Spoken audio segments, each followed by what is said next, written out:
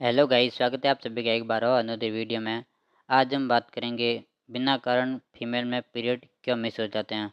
Female में period का miss होना, इसको आप एमेनोर्या के नाम से जानते हो, इसके बारे में बात करेंगे।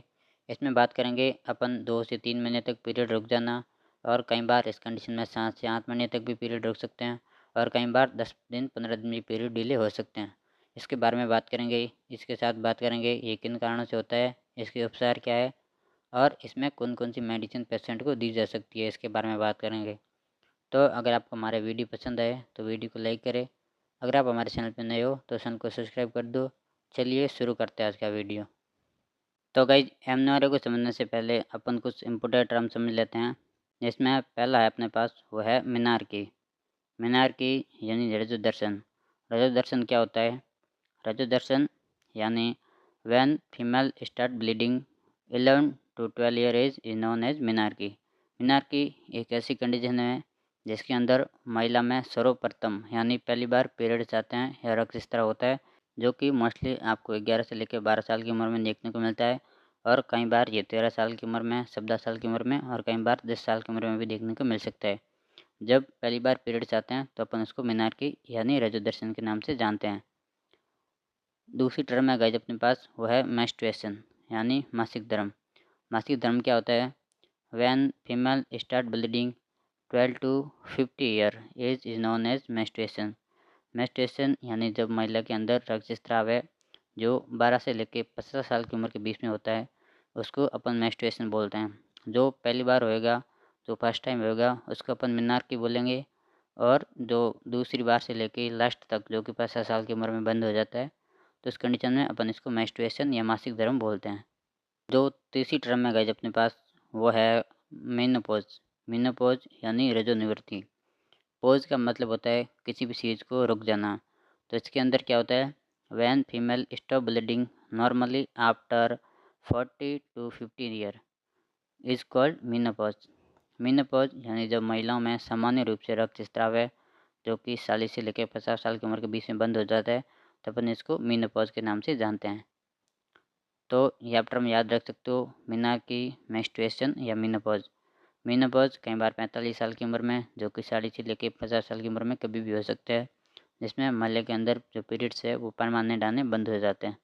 तो इसको अपन मेनोपॉज के नाम से जानते हैं। अब बात करते गए अपन एमनोरिया के बारे में। एमनोरिया क्या है? Amenorrhea is a problem is a known as amenorrhea. ये एक फीमेल में होने वाली प्रॉब्लम है, जिसको आप एमनोरिया नाम दे सकते हो। Amenorrhoea is a condition in which period stop suddenly. Amenorrhoea एक ऐसी अवस्था है जिसके अंदर महिलाओं में जो मासिक धर्म है वो अचानक से आना बंद हो जाता है। और इस कंडीशन में कई बार 10 से 15 दिन भी डिले हो जाते हैं, कई बार 2 महीने, 3 महीने, कई बार 7 महीने, 8 महीने, या कई बार 1 साल 1.5 साल के लिए भी बंद हो जाते हैं। अब अपन बात करते हैं एमनोरिया किस कारण हो सकता है, इसके होने के कारण क्या क्या हो सकते हैं, इसके बारे में बात करते हैं। बात करते हैं गाइस इसके कोजेज यानी एमनोरिया होने के कारण क्या क्या है। एमनोरिया होने का जो सबसे पहला और मेन कारण है वो है ओवेरियन सिस्ट। ओवेरियन सिस्ट यानी ओवरी की साइज़ का बढ़ जाना। अगर ओवरी की साइज़ बढ़ जाती है या उसमें कुछ सिस्ट या गांठ बन जाती है, तो उस कंडीशन में भी पीरियड है वो मिस हो सकते हैं। और दूसरा कारण अपने पास वो है ओवेरियन फेलियर। अगर ओवरी में किसी भी प्रकार का कोई भी फेलियर आता है, तो इस कंडीशन में भी जो पीरियड है वो रुक सकते हैं। इसके साथ साथ ही हार्मोनल डिसबैलेंस यानी हार्मोन का बिगड़ जाना। अगर हार्मोन का लेवल शरीर में ऊपर नीचे हो जाता है या इम्बैलेंस हो जाता है, तो उस कंडीशन में पीरियड है वो मिस हो सकते हैं। इसके साथ साथ ही मेडिसिन साइड इफ़ेक्ट। अगर कोई फीमेल लंबे समय से कोई मेडिसिन ले रही है और वो मेडिसिन उसकी बॉडी में साइड इफ़ेक्ट करती है, तो उस कंडीशन में पीरियड मिस है हो सकते हैं। इसके साथ साथ ही हैवी वेट यानी अधिक वजन होना, और स्ट्रेस यानी तनाव। अगर कोई महिला लंबे समय से तनाव की स्थिति में चल रही है, तो उस कंडीशन में भी पीरियड है वो मिस हो सकते हैं। अब बात करते गाइज अपन इसके सिम्टम्स यानी लक्षण की। जब भी फीमेल में पीरियड मिस होते हैं तो उसमें कौन कौन से लक्षण देखने को मिलेंगे, इसके बारे में बात करते हैं। पहला है अपने पास वो है हेडेक यानी सर दर्द होना। इसके साथ साथ ही हेयर लॉस यानी बालों का झड़ना। इसके साथ साथ ही वेजिनल इचिंग यानी वेजाइना में खुजली होना। ऐसी कंडीशन आपको देखने को मिल सकती है। इसके साथ साथ ही पेल्विस पेन यानी फीमेल के जो पेल्विस पार्ट होता है उसमें दर्द करना। इसके साथ साथ ही एक्ने यानी चेहरे पर कील मुहासे आना। ये आपको नॉर्मल सिम्टम देखने को मिल सकते हैं। अब बात करते गाइज अपन इसके डायग्नोस की। पेशेंट में कौन कौन से डायग्नोस कर सकते हैं एमनोरी की कंडीशन में। तो पहला है अपने पास वो है सोनोग्राफी। अगर आप सोनोग्राफी का यूज़ करोगे तो उसमें पता चल जाएगा ओवेरियन सिस्ट बना हुआ है या नहीं बना हुआ है। तो सोनोग्राफी के माध्यम से भी आप पता लगा सकते हो। इसके साथ साथ ही आप एफएफएस हार्मोन टेस्ट यानी फॉलिकल स्टिमुलेटिंग हार्मोन टेस्ट होता है, वो भी आप करा सकते हो। इसके साथ साथ ही टीएसएच हार्मोन टेस्ट यानी थायराइड स्टिमुलेटिंग टेस्ट करा सकते हो। अगर किसी फीमेल में थायराइड की बीमारी है तो उस कंडीशन में पीरियड है वो मिस हो सकते हैं। इसके साथ ही जो प्रोलैक्टिन हार्मोन टेस्ट है वो आप करा सकते हो, और जो एस्ट्रोजन टेस्ट है वो भी आप करा सकते हो। तो ये कुछ टेस्ट है जो आप करा सकते हो फीमेल में, जिससे आपको पता चल जाएगा कि जो एमनोरी होने की कंडीशन है वो किस कारण हो रही है। तो गाइस जब कारणों का पता चल जाएगा तब अपन इसके ट्रीटमेंट की भी बात कर देते हैं।